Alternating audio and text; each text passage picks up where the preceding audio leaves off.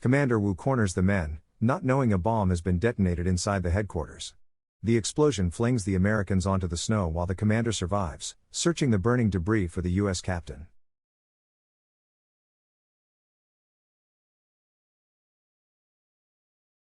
The movie begins in the aftermath of the battle at Sinhung-ni, which leads the Chinese People's Volunteer Army 7th Company 12 kilometers from Hagaru-ri as they come across the 20th Corps and the artillery battalion of Commander Yang. He informs them they will engage the airfield and American 1st Marine Division supply base as they reunite using stolen American vehicles and equipment.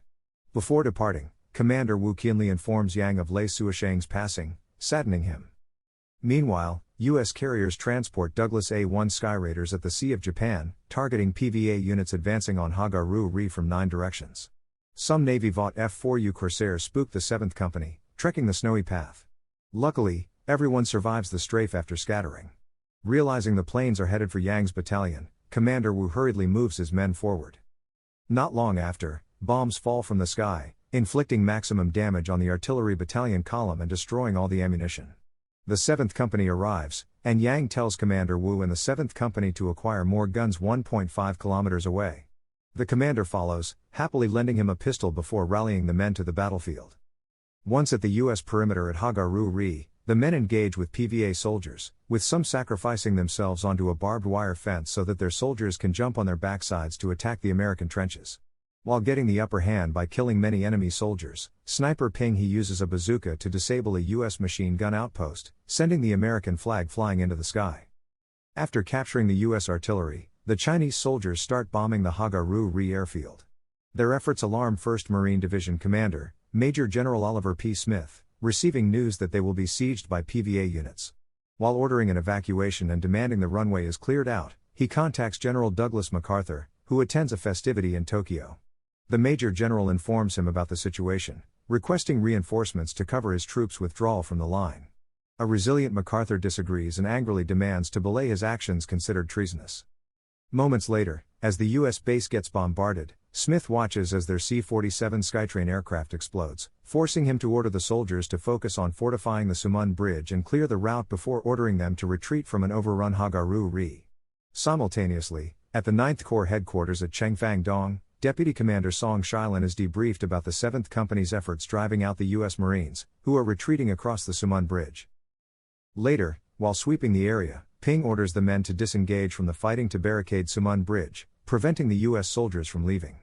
The men, including the commander's younger brother, Wu Wanli, rest and eat while the platoon's officials record the number of casualties with the identity tags left behind during the fight. Afterward, Commander Wu buries the tags and leaves his cigarette perched on the snow to honor the fallen. The commander takes refuge in a tower outpost, receiving the radio order to destroy Sumun Bridge. At the White House, President Harry S. Truman reads MacArthur's telegram asking permission to use atomic bombs for the fight, unable to clarify his decision while answering the media's questions. Elsewhere, the 7th Company endures frigid conditions as they locate the 9th Company attacking the American troops on the bridge. They join forces, rescuing the 9th Company survivors. By morning, Commander Wu counts the dead while the two companies barely recuperate as they succumb to eating frozen food. Suddenly, their peaceful reprieve is disrupted when U.S. aerial bombers blanket the snowy region with explosives, causing the men to hide. Feeling assured of victory, the American forces rebuild the bridge and refortify their strongholds to prepare for a counterattack. With the odds now against them, the Chinese troops devised a more strategic plan based on their earlier attempts on the bridge. Not long after, a scout from the 9th Company returns to their hideout detailing the U.S. base of operations. The 9th Company commander declares the bridge must be destroyed before succumbing to a wound after getting shot the night before. While the troops grieve and reminisce about the old days, the American officials get debriefed on the situation. The captain seeks to lure the Chinese onto the south end of the bridge to squash the platoon. Meanwhile, Commander Wu instructs the two companies to engage the bridge from 4 different directions: the north entrance, the south end, the pump house led by Ping, and the U.S. headquarters, where the commander will team up with his brother and another soldier, Yukon Grong, as a raiding party. Ping confesses his failure to save Commander Bailey before their mission, with Wanli solidifying their brotherhood. Commander Wu gives his brother parting words of encouragement to help him prepare for their fight. Later, at sunset, the Chinese troops salute north towards China, taking pride in their homeland before splitting up to execute the plan under darkness. Once there, the troops crawl on the snow to avoid the watchtower's searchlights.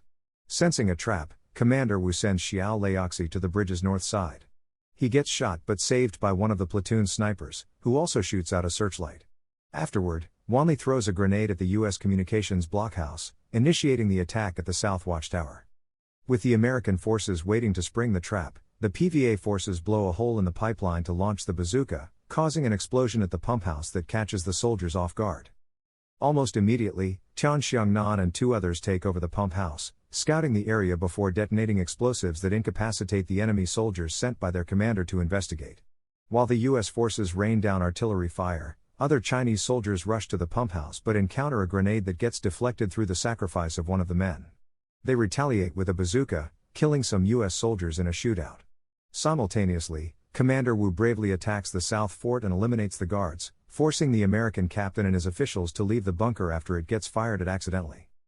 Commander Wu corners the men, not knowing a bomb has been detonated inside the headquarters.